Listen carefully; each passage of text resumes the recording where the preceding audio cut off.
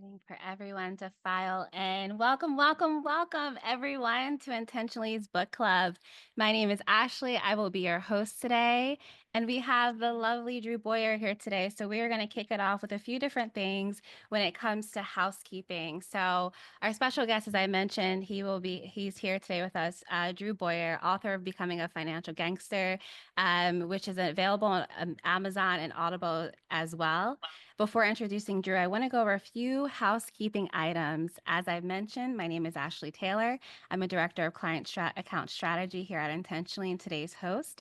And a big shout out to two lovely ladies here at Intentionally. First, our CEO, Kelly Waltrich, and then our chief of community, Tina Powell, who conceived the idea of book club. Tina led the Brigade on Book Club when it first started and passed the baton over to me. So it's just such a pleasure to be here today. And the one thing I want to note is the amazing opportunity of what this book club does is that we shine a light on transformative thinkers that bring a different spin to the field that we're all working within, fintech, financial wealth management. And so it's so excited to have everyone here today. Please ensure you subscribe to the Intentionally website to get the latest updates on our book club meetings and guests if you already have it. And I'll put in the chat all of the links to Drew's LinkedIn, Amazon as well. And so Amazon link to the book. So if you don't have any of this already, follow him, subscribe, read the book, do all of the things. I'm sending it over right now. There you go. All right. And just to give a quick introduction for a man who needs no introduction, who's coming here live from Ohio today, presenting some amazing concept of hip hop and finance in collaboration with one another. So just some background on Drew. He is a president and founder of Boyer Financial Group. He's an experienced financial expert and a certified financial planner, and over 2 decades of experience helping individuals and families navigate their financial journeys. Raised in Ohio, Drew's upbringing shaped his values of hard work, financial responsibility, and entrepreneurship, lessons that he now imparts on his clients and readers alike. A passionate advocate for financial literacy, and it is ending the financial literacy month of April, which is amazing to do this here today. Drew blends his expertise in personal finance with his deep love for hip hop culture, using the lessons learned from both to educate and to inspire. From witnessing the rise of hip hop in the golden age to overcoming his own financial struggles, Drew's life story mirrors many of the triumphs and pitfalls found in both the financial world and the music industry. Through this unique perspective, Drew has transformed his challenges into teaching moments, creating a relatable, engaging, approachable way to financial education. His book, Hip Hop and Finance, combines iconic hip hop references with practical financial advice, delivering money lessons in an entertaining and accessible way.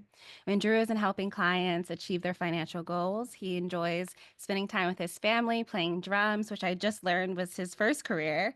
And we got to talk about that a little bit, and staying connected to his musical roots. Drew, it is such a pleasure to hear you today. Welcome. Thank you so much, Ashley. What an introduction. Thank you. No Take a deep breath. problem.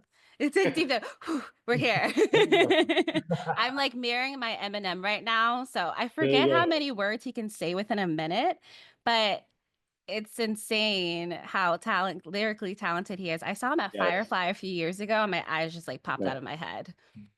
It's truly incredible. Yeah, agreed, Yeah. agreed. All right, so let's kick this off. Let's get started today. Welcome, everyone. We are so happy to have you all here today. We have Allie, Barbara, Bonnie, Heidi, Jasmine from the Intentionally team. Welcome, Jasmine, Linda, Nick, and so many more that we have here today. So thank you so much for joining. But let's get started. So, your book.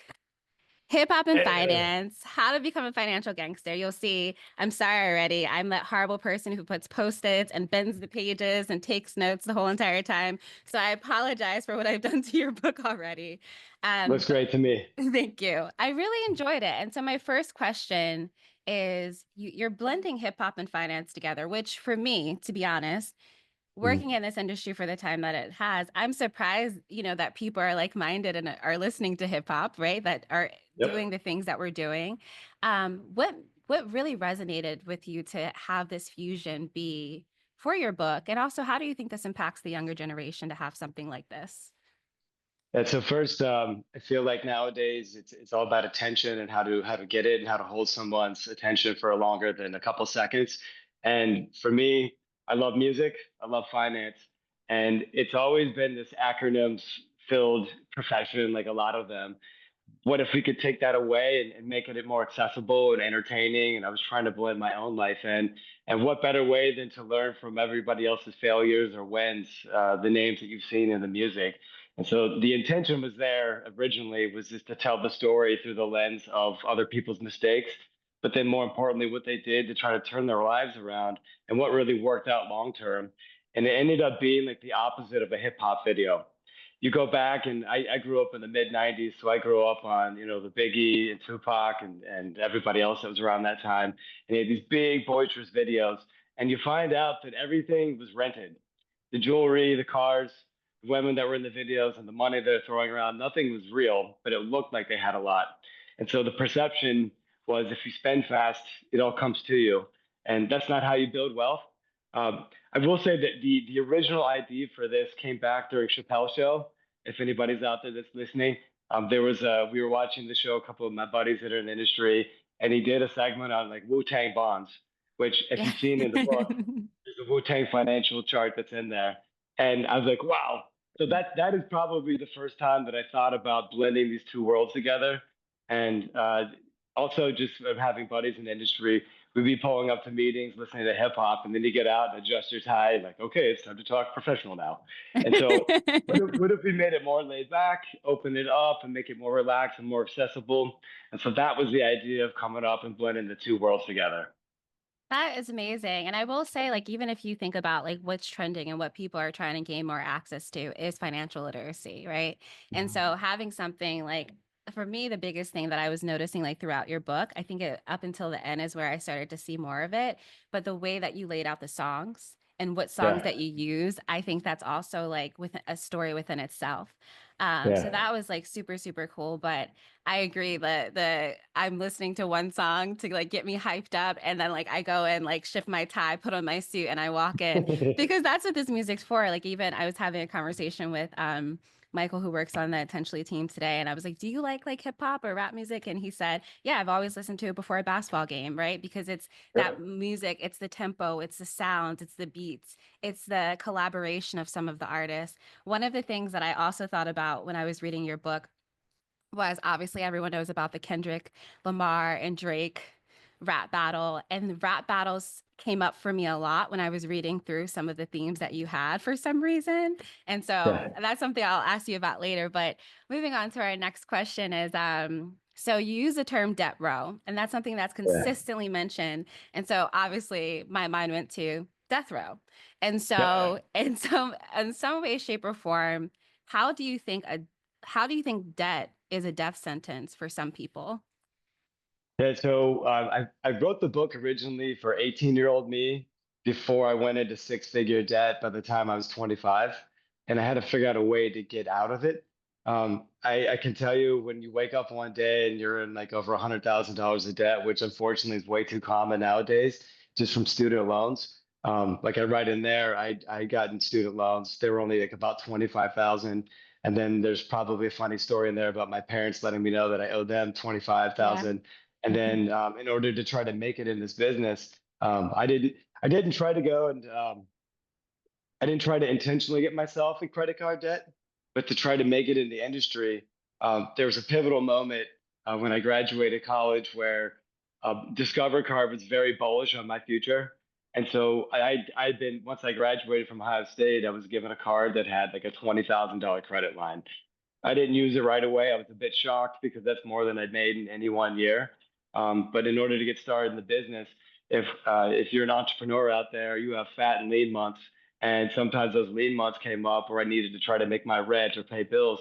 And so I don't know if anybody remembers, but they'd send out these checks in the mail, and so they would send these things to me. I'd say, "Oh, I only need like $400." Fellow Buckeye, I love it. Uh, so I got these checks and I would write them only for rent or only necessities, nothing very fun. And after a few years, it just compounded up in the wrong way, and I had to go back and try to figure out my way to get out of that. So Death row, it really felt like that. There's no way. How was I supposed to get out of $100,000 of debt? And I felt hopeless and ashamed and didn't want to talk to anybody about it. And least of all, my parents, because they would have charged me more interest. I feel like from this, but um, I came along and I found a way out by watching a show that a lot of other people. I watched a lot of TV, but I couldn't do anything.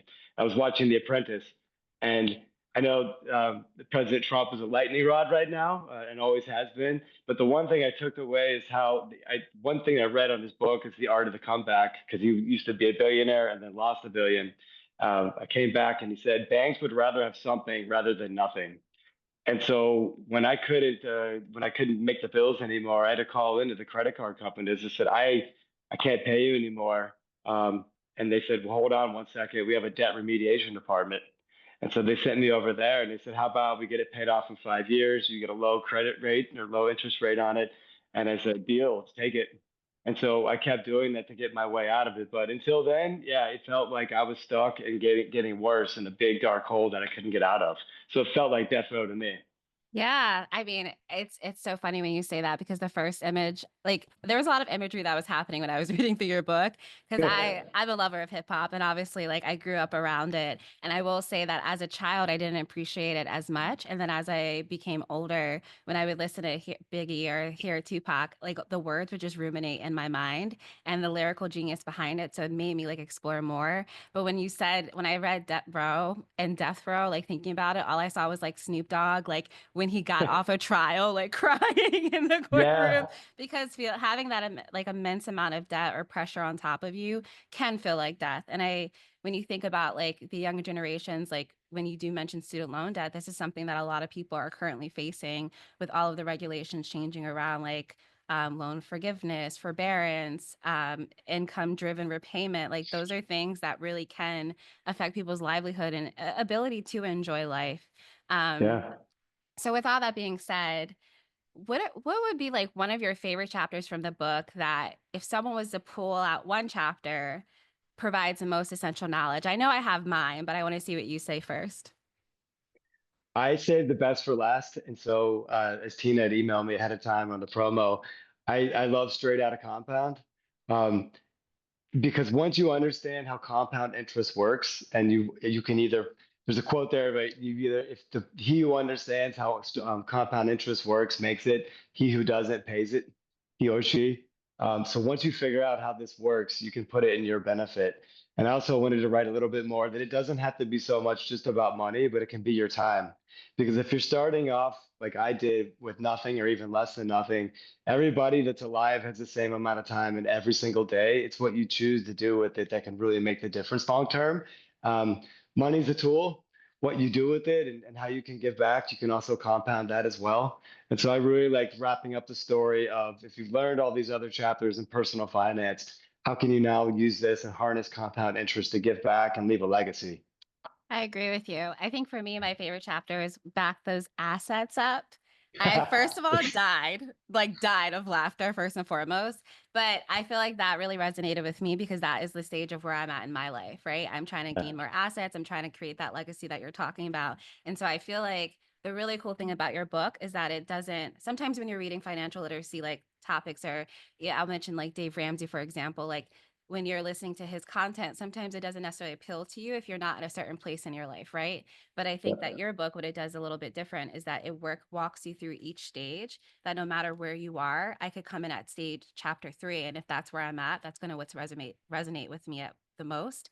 And then from Yep. there, I proceed to continue to walk down a journey with you throughout your book with some intellect around music and things like that. So I will definitely agree with you, like having that information available to you. And I will say, like layman's terms, for just the sake of conversation, that is what is the difference for people who are picking up this type of information, right? Because a lot of times Yep. it's either A, not available. Financial literacy is a privilege, not a gift, that we all Yep. don't always have. And then I also think that the ability to even think about the word legacy and what that really means is something that Mhm. changes the trajectory of people. You mentioned Jay-Z in here, and we'll talk about him a little bit more later at MC Hammer. But one of the things that you were talking about is, I believe you were talking about him buying a specific building and how he regrets like not buying it because he would have like made so much more money on it and like decisions you understand that you learn and walk away from. So that kind of like brings me to my next question is about like hip hop and like the storytelling behind it and how the financial decisions that people make in their life do end up telling a part of their story about their life. Can you tell us a little bit about, and we can take a moment to dive into this a little deeper if you want to, but what the songs that you picked and why you chose them and how you think they really told the narrative of what we're talking about here today. Yeah, and I going back your assets up. I had to make for anybody that's out there. The chapter is about legal, boring, insurance, boring, and taxes, boring, boring until you have to pay them. And so I was trying to make something that was fun and creative with it to try to make something that's very boring into more accessible. So I'm glad that you enjoyed that chapter. And then the Jay-Z quote that was from his song "The Story of OJ," and Yeah. that kept coming up a lot more. And it was a building that I think it was in Brooklyn. It was called Dumbo that he could have got for 2 million. Then it turned into 20 million, and he had ended up blowing the money on something else rather than thinking long term and making money on it. Um, so the question was, what songs did I pick, and how did I pick the songs? Is that what you were Yeah. asking? To kind of like Yeah. drive the story that you're telling, but through like financial literacy, the education behind Yep. it. Yeah. So as I was writing it, I kind of would come to a thought. In my writing process, and anybody else that's a writer out there, I still have a day job. I still very much do. And so this was weekend work, weekend warrior work. And so as I was sitting through appointments, I'd be jotting down ideas that I would come up with. And then on Saturdays and Sundays, I would write for like 5 hours or so in a seat. And God bless my wife and my kids that gave me enough time to think. But as I was on a thought, I could go pull out a song that I knew. So I wish there was like a particular order to get you on why I picked what songs. It was more about in the moment what song would fit where it's at. For instance, like Cream by Wu Tang, that's all about the struggle coming up, and it's just such classic. It's the first hit that comes out. Um, Another one is with Kendrick. I'm doing Money Trees, same kind of Mhm. concept. You're sitting about dreaming about the future. And then when I came across Story of OJ, a 444 album, he's just giving out financial advice to you, the entire song basically, for free, which he raps about for, I think, for $1 million worth of game for 99 cents or something like this. But don't ask me to rap. But I would pick songs as I would go through, and I tried to intentionally name. I'm trying to do the shout outs for you guys intentionally. I try to name the chapters so it would make sense to what we're doing. Um, the most difficult one was track three, and that was all about credit. That was kind of a hard one to piece together, but I used like a Biggie rhyme, goddamn credit, get it. And so it was all about respecting how to use credit on that one. I was trying to figure out because I was trying to like remember this morning because I think the biggest surprise for me, like the song was Rico by Drake. Yep. I was surprised by like that reference, but then like when I reread that page again and I was like, oh, this actually does like make sense, like when it comes to like the lyrical way that you like went about it. Do you think that when it comes to people listening to like not even just rap music, but like different genres of music, and I'll preface it with this. I teach yoga. I mention it to almost everyone and everything that I do. But one of their specific classes that I always teach, and one of them is about the hungry caterpillar. And the reason Wow. why is because the hungry caterpillar is essentially about evolution and evolving and nurturing yourself through different cycles that you experience in life. Do you think in a certain way that, like with music and with child books specifically, like for me, I always say they tell the story of life in ways that sometimes people don't always hear? Do you think that when people are listening to some of these songs that you reference, they're seeing them in the same light that you are, like pulling out the financial references and the stories that they're telling in the same manner? Well, as a drummer, I never listened to anything anybody Oh was yeah. saying.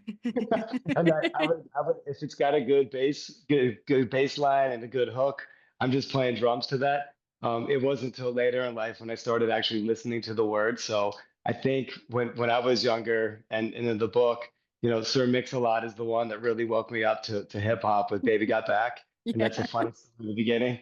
Um, I started listening to the words there a little bit more because it was so overt and blatant what he was talking about, right? But money wisdom, I think people probably they needed to listen to it a little bit deeper, and that's why I was hoping about pairing out some different rhymes that were in there and actually reading them without the music playing. And a lot of people told me they've enjoyed, they're singing along with it, but then they're actually seeing it like, oh, this is financial wisdom here. This is all about financial literacy. So I think it takes everybody a little bit of time to evolve, as you're saying. The one unique parallel that I thought with hip hop, which just turned 50, I think it was a couple in 2023. Yeah. Um, Hip hop was almost making the same mistakes at age 20 that I was, like bad money decisions. So if you go back and look when it was just 20 years old, there wasn't a lot of good decisions being made with Hammer and everybody else that was going on. And by the time it turned 30, a lot of these guys and women that were in it started learning about the power of branding and being able to build.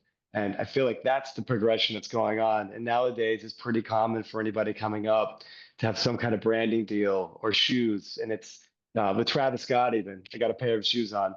Like he figured out how to get in with Nike and McDonald's, and they're learning how to take their celebrity and turn it truly into a brand, and which is financial literacy at its best, I think.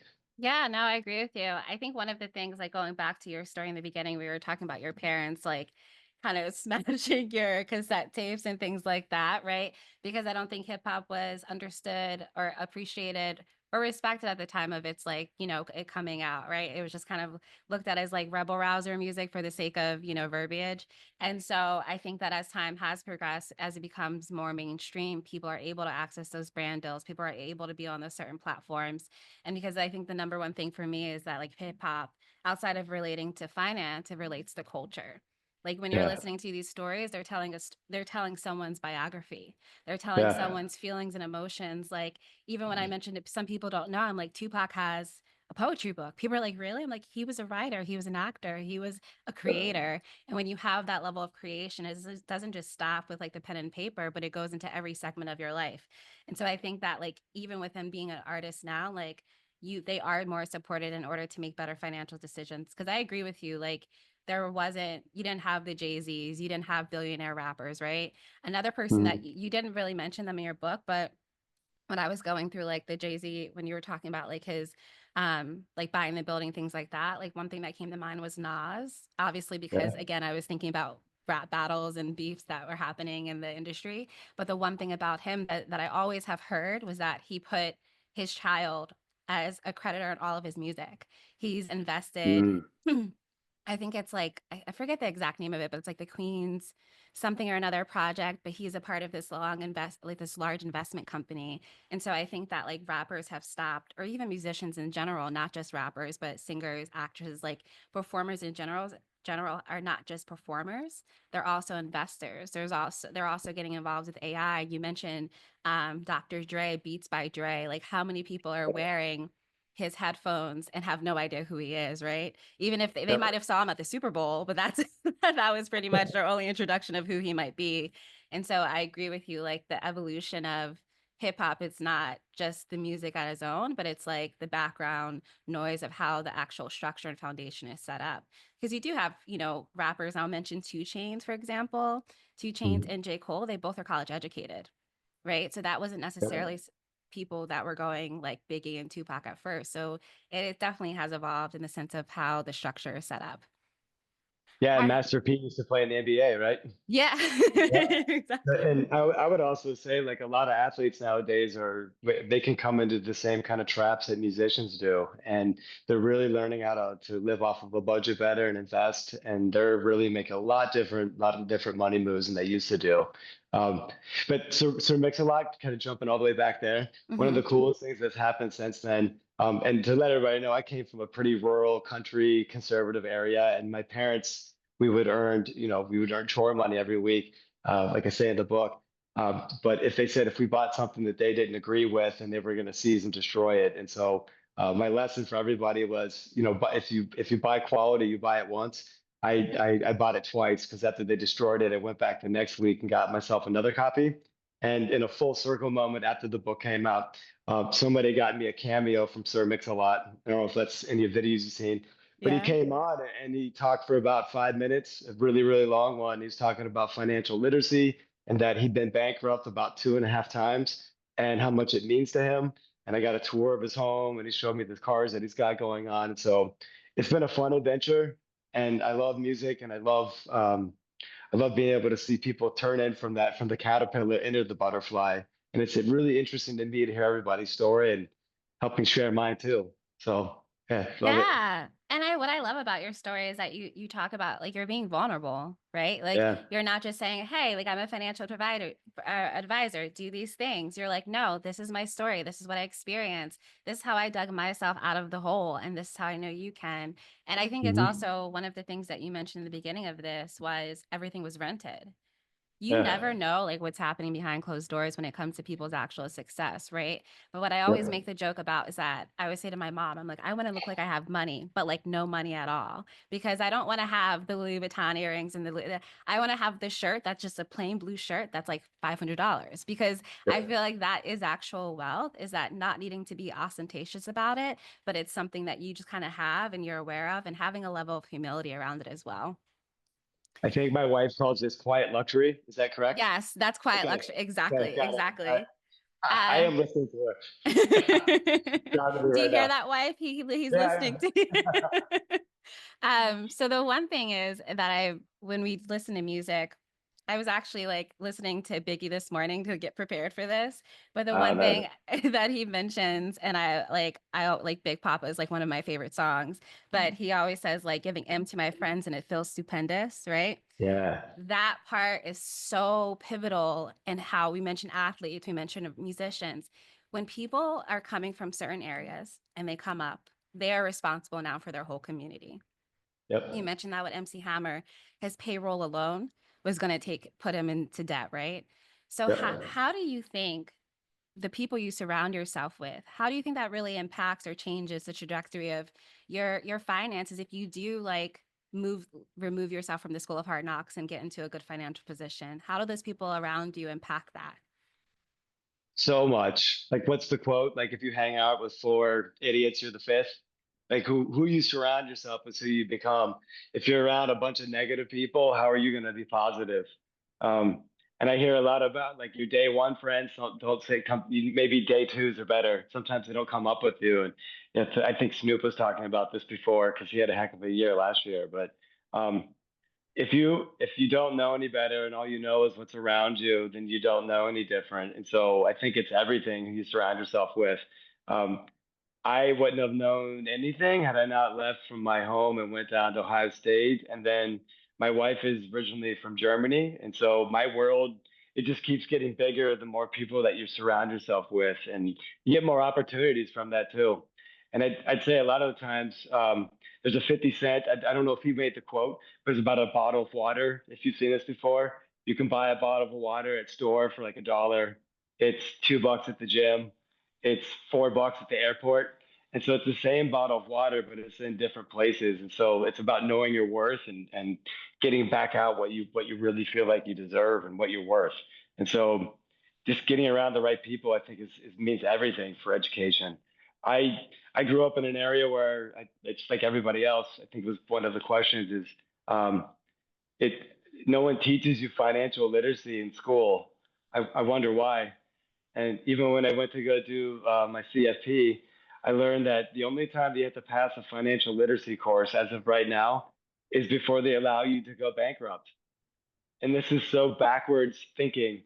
Like, we want you to fail first before we're going to make sure that you don't again. What if you just taught people up front ahead of time? What a concept. I So know. I hope schools can do a better job at it. I hope that it becomes more of a curriculum because that can help out definitely if you're not getting it in your community you're at right now. Yeah, I agree with that. And just while we're on the topic, like when it comes to schools, what do you think people could do better when it comes to teaching financial literacy in an educational environment? So I think in my state of Ohio, I think they've now started it in high school. But I had one of my girls came home the one day they were talking about consumers and producers and what's commerce. And I'm like, oh, okay, they're starting to get it bled in, so you understand. Just like on the internet, there's a lot of consumers of content and there's some producers of content. There's a lot more consumers than producers. Um, Schools should at least show you how to set up a budget. Um, Realistic expectations in life for your career path. Going back to like student loans, I one of the rules of thumb that I put up is don't take out more loans than your first year's earnings once you get out. And so I'm trying to practice what I preach, and I save my wife and I save every month for our daughter's education. We put it in, but I'm very open and I'm sharing with them like it's going up and down, but it's going in this way. And after a decade, what we put in is what it's made back in interest. But more importantly, this is your tool to use for education. If you want to go to school somewhere, look up the tuition and see what actually makes sense. And then if it's going to cost more than that, well, what's your plan? One of the things I didn't put in the book, when I ran out of money in college, I said, "Mom and Dad, I'm out of money. What do I do next?" And they're like, "Go like this." I'm like, "Yes." They're like, "Oh, they work." We did, and so can you too. That's a good lesson. That's a good lesson for sure. That's so funny. One of the when you were saying like school, so back to like my random snippet about kids book, but the Lorax, I always like when Yep. people are like, "Oh, I'm so stressed about." I'm like, "Have you read the Lorax? Do you know understand capitalism? You're supposed to be stressed right now. You're supposed to Yeah. feel like you don't have any resources. That is literally the whole Yeah. plan." Um, Yep. I love it. All right, so let's dive a little bit further into I feel like we've talked about MC Hammer, we've talked about Jay-Z and other people when it comes to future artists. Do you think that like now that, we talked about like 30 years, 20 years, 10 years, like all of the different financial choices that people in the industry are making, do you think that they looked back and and learn from the mistakes the same way that you have from these people? Or do you think that it was just kind of like they were set up better? So, the current people right now that are in the industry that are learning, Yeah, because it's yeah, I different. think It's way different. yeah, I think there's been some mentorship, and I think there are really good agents out there that know what buttons to press and like do a cologne or do a close if you get to this one because they all make money from somebody be successful, and you can either what's the quote about a lamb? You can shear it once, or you can skin it once, but you can shear it many times. I think by building up artists that can make good music and build a brand out, that there's a lot more people that are able to take part of that and build it up. Um, I would hope to think with all the information that we have on these cell phones that you can share infinitely, that people are looking up like, oh, I want to do what they did. Um, a really good story from like Beats by Dre, which is probably that's my second favorite chapter about how to invest. Like LeBron got brought in and he made the decision to take equity rather than get a payment. And so he got stock in the company and it's reported he made anywhere from like $30 million to 300 just from getting a piece of Beats by Dre because he was the biggest athlete at the time. And I don't know if he was copying what 50 Cent did because it was a little bit before then. 50, when he came out, like a rocket ship, if anybody remembers him in Vitamin Water with Formula 50, he Yeah. went in and took an equity slice out of Vitamin Water, and then when Coca-Cola bought it, he after taxes made a heck of a payday of like $100 million. So I think when you're looking around and you see somebody do one thing, you try to mimic it a little bit, right? If that worked for them, maybe it can work for me. So I like to think that they're looking around and having a good game plan, but they probably have a good group of people that are business minded around them as well that are I helping guide agree. them. 50 Cent, he is a shameless promoter of himself. No matter Yeah, what he is, if you follow him on social media, no matter what he is posting, he's always hashtagging his cognitive. Like no matter what, like he could be like making fun of someone and he's gonna hashtag all of his businesses. He's shameless in production for no himself. lie. I was only watching the 50 News Network last year, the whole year. I wasn't watching any other news. I was like, what did 50 Cent have to say about this morning, trolling people? You could literally write a book about I mean, a whole book about his journey too. Obviously you included like some snippets about him releasing some music, being dropped, going to Canada, coming back. But just like his come up and like in a set, I wouldn't say luck, but like who he lucked out with, like working with, they're the biggest Yeah, people producing in the game. And I started off mentioning Eminem because he's just amazing. Okay. yeah. So one That's thing that that's oh, that was sorry, a what were you great gonna say? chapter too. Yeah, it was a great chapter too. It's Mo Money, Mo Problems. I know it's a Biggie song, but it made sense for 50 because when he exploded out with, in the club, he was living in like an $800 a month rent apartment. And then he turns around and after the tour, he had made, I think it was around $36 million, 38 million, somewhere right around there, give or take, and went out and bought the Mike Tyson mansion for a relatively small sum of like 4 to 5 million. But the upkeep was like about $1 million a year. And he was able to hold it for like 16 years, but that raises up the question of is a home an asset? At some point, it costs way too much for it. But he was a great story of up and down and all the way around. And yeah, you could write an entire book about him. And he's been very successful recently too. He Come is back. very, yeah. I mean, I enjoy his television shows and stars. I think they're really Yep. interesting. And what's really cool about them is that there's a lot of history to it too. So we'll go into that another day. But talking Oh, about, 50 Cent went bankrupt. oh, Yeah, so yes, he he did. did. Hmm. So there was a story. He went bankrupt in quotations. His net worth almost got to about a $500 million. And when he did file for bankruptcy, he was closer to 30. I believe that I'm just going off of what I read on there for research, but he got embroiled in a lawsuit with one of Rick Ross's. There's another beef that was going on, 50 and Rick. Yeah, And he had released a sex tape out of Rick Ross's ex-girlfriend. They weren't together anymore. She sued him, and I believe in order to pay her less money, it's alleged that he purposely filed for bankruptcy protection to pay less money because it's 50, likes drama he and does like playing games. drama. He Okay. does.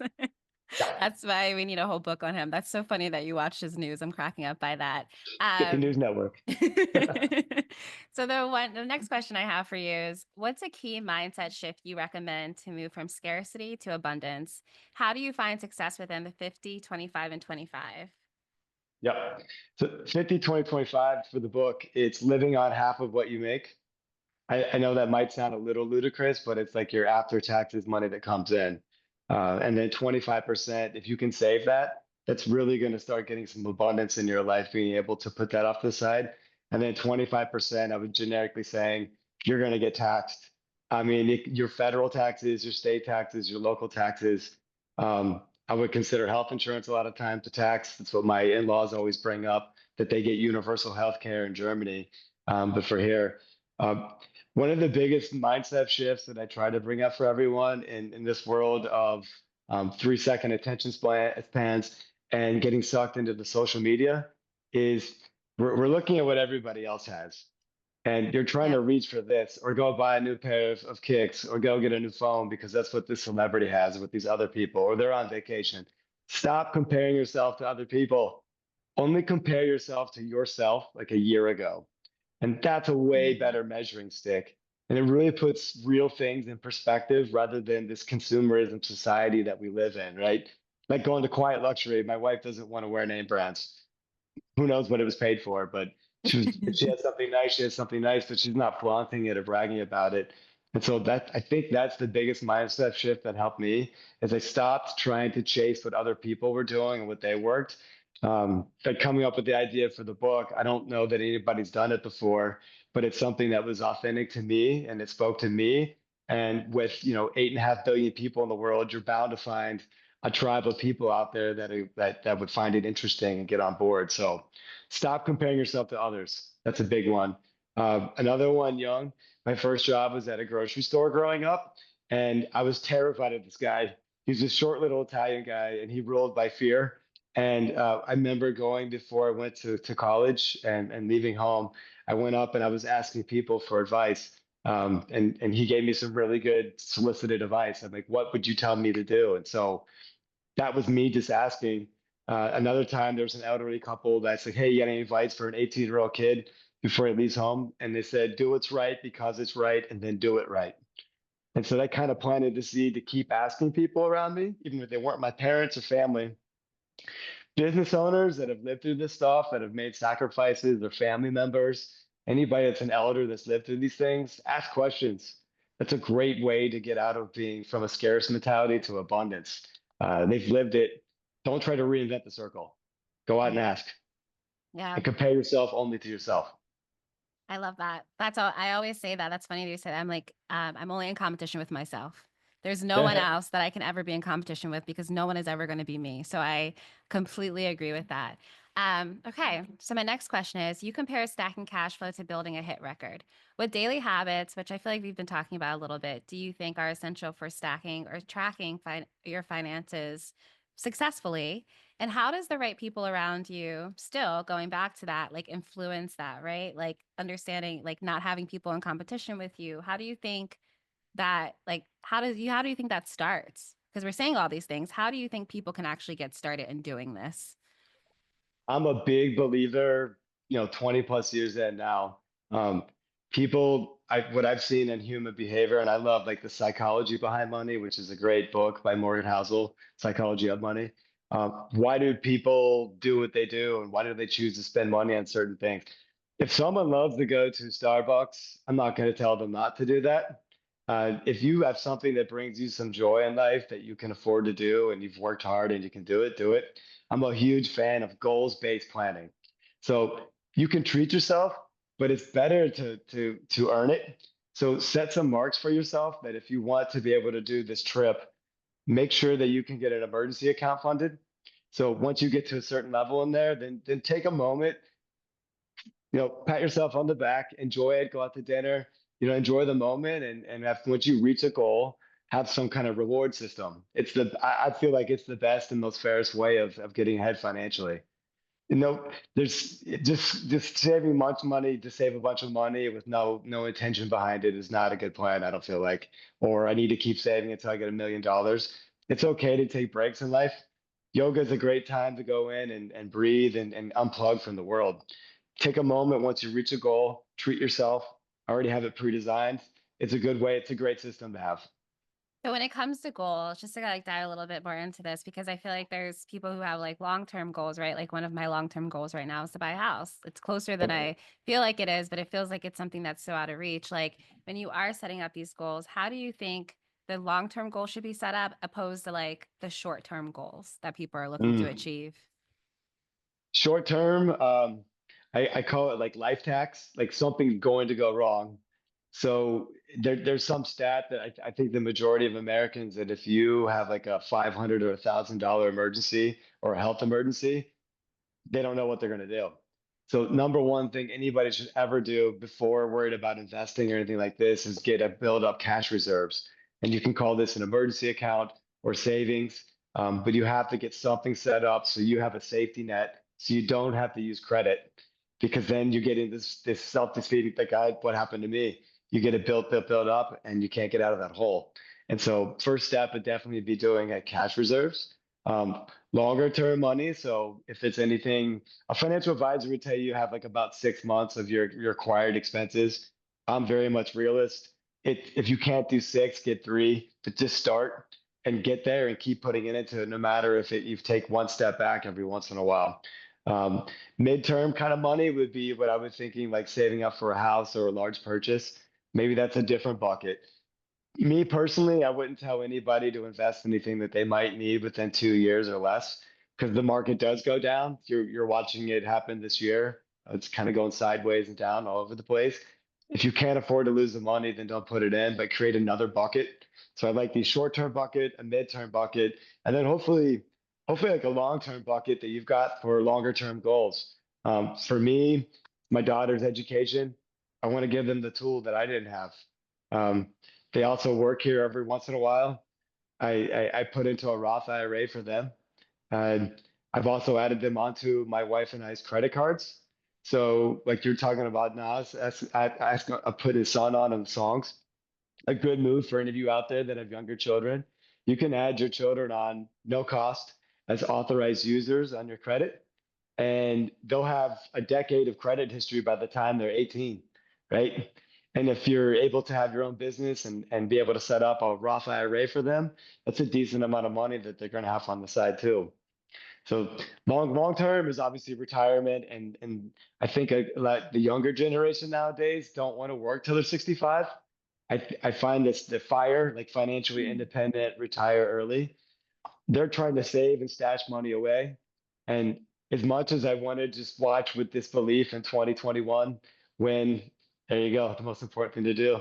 Stop digging. You got it. It's in the book. In 2021, when the kids were like gambling on GameStop, if that's any of you, it's okay. At least got people Yeah. interested in investing. And they're like, hey, you just buy high and you sell higher. It's as easy as that, right? At least it gets you interested. That's not how it works. That's how it works. That's how it works. It was funny because not to cut you, I used to produce webinars and I was on a webinar that day and it was like like the registration was so high, but the attendance was so low. And then I get off and everyone's just like losing their minds because of the whole GameStop debacle. Um, Yeah. Crazy. It's crazy what has happened in the last few years. I know this isn't like necessarily like cited in the book, but you did Yeah. mention one of the things about 50 or not 50 Cent, but LeBron James and Dr. Dre. And it reminded me Odell Beckham. Didn't he take his Yep. salary in cryptocurrency a few years back when he was traded to the I, Browns? Was that him? I'm thinking about Tom Brady, but I think Tom Brady lost a bunch of money on another crypto thing. So I don't remember which one did that, but I think Yeah. somebody did get paid in crypto. Yeah. Yeah. Interesting. So interesting. What are your thoughts around, I mean, if you have time, what are your thoughts around Yeah. like people doing that, like taking their and instead of like these people, the people who obviously can afford it, right? We're not talking about like Yeah. maybe like people who are working 9 to 5 every day, but people who are taking alternative routes when it comes to investing or alternative routes when it comes to the way that they're going to like garnish or collect their wages. What do you think about that as well? Can I tell you a secret? Like the boring stuff works really good. I That's all agree. I've ever seen.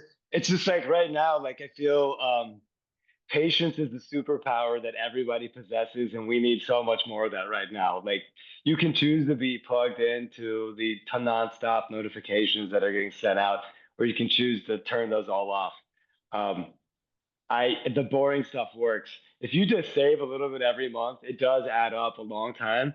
And that's why, like in Straight Outta Compound, it's all about understanding that nothing happens overnight. It happens over a long period of time. And like the quotes I might put up about Warren Buffett, that's in the book. Yeah, when you find yourself in a hole, just stop digging. I love Yeah, Warren Buffett. He's so good at just giving good one-liners. But compound interest works over a long period of time. And if you look up Warren Buffett's net worth, it was like this for the longest time, and then it went straight up like this. That's how compound interest works. You can try to make fast, like a big storm comes in quick, they usually leave quick. So you can either try to do fast money or you can do like be smart about it and build it up over a long period of time. And that's the stories in the book about the guys that did make the right moves. They didn't get it overnight. They continually worked at it. And they were, they started off having day jobs. And when they wanted to break into music, they were doing that on the nights and the weekends. And so you got to hustle when you can hustle. And I feel like it's a great time to be out hustling everybody else right now. I agree. I agree. And I feel like the one thing you're saying is just like when it comes to like the ebbing and flowing and like also like things don't come overnight. That was the true essence of like what people were joining and getting involved in hip hop, right? At some point. Yeah. Like people saw it as a way to make fast money, to get out of their current living situation and to basically turn their families' lives around and to see it develop like going back to the music into this like billion-dollar industry that people are not only listening to the music, but they're buying the shoes, they're drinking the drinks, they're going, like we're not going to mention his name, but there's several different artists who had alcohol. And those Mhm. alcohols were the number one that were bought in the club. They're like number one that was bought when people were like getting bottle service, like those types of things. Like you can really see the trajectory of the importance of financial literacy at its root. And for people who Mhm. have it at a young age, what a difference does that make? Yeah. I went to a conference recently, and one of the keynote speakers, she mentioned, she was like, when I first she joined my company, she was like, they were talking about bonds and things like that, and she's like, of course I was aware of them, but then their kids would come in for take your daughter to work day or something, and they were aware of these things, and she was like, I felt so behind as a 40-year-old woman because I didn't have that experience. So to see just like the evolution of financial literacy, and just the general like mainstream culture, but like in hip hop culture, it's really just like this shift towards wanting to be better as individuals and not being self-reliant on or being reliant on others to make the decisions for you.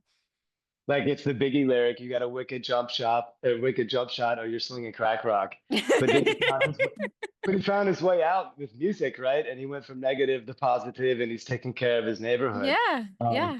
I was blessed enough to have parents that were, didn't divorce. I grew up in a pretty stable home that way. And they taught me how to work. And they taught me that if I had a loan, you pay the loan back. And they reminded me that when I walked out of my college graduation, which is in the book. Um, but yeah, it's all about doing that. It is, really is. I agree with you. All right. Yeah. So for my last question for you today, if someone is opening your book and they're feeling overwhelmed by money, where should they start? And how and what is the first move really to achieve financial freedom? So I purposely, like we talked about, put the book in order of my version of what personal financial planning should be. So chapter one. track zero is about my story of coming up and when I realized how the hip hop game works and how it made sense to me. But track one is all about getting out of debt, getting off debt row. And once you understand that, you got to understand credit. And then track three is all about being an entrepreneur. I'm a businessman. You can either work for somebody, which is totally fine, or you can work for yourself and be an entrepreneur. Um, then once you're starting to make money, have a budget. You can have lifestyle inflation. And so just because you're making more doesn't mean you should be spending more. You can actually afford to save more for your future and your goals that you want to get to. And then how to invest. And that was the story by Beats by Dre. Um, he solved the problem. He saw a problem that was brought up essentially from Napster. That's a really interesting track in the book. He solved the problem, made headphones because they got a cheap pair of $1 earbuds from Apple. And then once you have that, how do you protect yourself? You back your assets up, and then you learn about compound interest long term. And so, if you're feeling overwhelmed, start in track one. If you want to have some entertainment, read about how I got started in track zero, but start there. And it's a journey through this. And I'm a middle child and I'm left Same. handed. Yeah. Okay. So I I'm don't know if you did it or ambidextrous not. though. Okay. Right. Because it's a right handed world out there. I I want my can own write. parking spot. I like the other day I went and had ramen and I had Yes. like the chopsticks in my right hand and the spoon in my left hand and I didn't realize that I was like eating with both at the same time. Did you But get the yeah. graphite on your left hand throwing No, up? I'm really Okay. oh my left no because I write with Right. my right hand, but my brother Okay. did. My brother did really bad, yeah, because he's Okay. left-handed. Yeah, I had it the whole time. It was terrible, but um, I forget where I was going with that. But if Drew, you don't act like a middle child. Okay, I'll take it. I never the book I wrote intentionally where there is lots of graphics because I never read an instruction manual and I need Yeah. something that keeps my attention focused. And so I try to put like a lot of effort. I almost spent 2 months doing the graphics in this thing, and it took 3 months to write it. Yeah, Yeah. there you go. I love the graphics. I was trying to find the Wu-Tang chart earlier. Oh, here's There you MC go. Hammer. Hammer. It's somebody that looks like MC Hammer for the record. It's another artist interpretation because I don't want to get sued. This is true. This is true. So I Um, don't think anybody's going to get too overwhelmed. I intentionally made it more of like an experience rather than a full-fledged book where you can sing along with the lyrics. You can see graphics, there's charts in there, there's colors. And I wanted to make it entertaining and accessible. So start in the beginning of the book, and by the time you get to the end, I think you'll enjoy it a lot. Agreed. Well, I will say that I did enjoy it, and I do appreciate you taking the time today to connect with the Intentionally team, specifically me. But I also do appreciate you for writing this book. Again, here it is: Hip Hop and Absolutely. Finance: How to Become a Financial Gangster. Always best to use your little notes in here because there's so many key things that you want to pull from this book. No matter where you are in your financial journey, I believe that Drew gave you some tips and tricks on ways to excel and to really go back to what we talked about is creating that legacy.